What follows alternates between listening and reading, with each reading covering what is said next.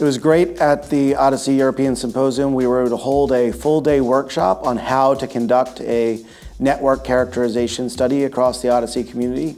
We were able to use the study that's been led by Erica Voss that looked at COVID-infected patients and the risk of adverse events of special interest. In this study, we were able to walk through the exercise of what it takes to think about a clinical question that's relevant to key stakeholders, and then work through the process of how do you actually design that study, implement a protocol in source code, execute the analysis across a network of databases, collaboratively synthesize the results, and disseminate the findings.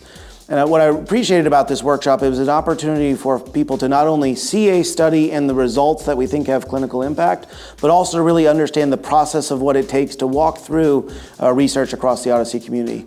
And it was really great to see how many people in the community joined. I think we had over 100 individuals that joined the workshop, many of which had exposure to the OMOP Common Data Model and many of the OHDSI tools, but not all of them have yet had the experience to participate in a collaborative network study yet.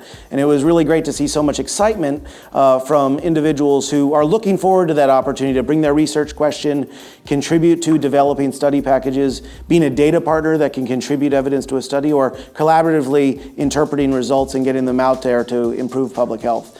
So I was really excited to have this workshop. It was great to have participants from all over the world collaborating as faculty members in our interactive activities, in our exercises, and to see the community coming together to create relationships. And hopefully this will stimulate everybody to understand, now that they know how to conduct a research study, hopefully we'll see many more network studies going on across the OHDSI community.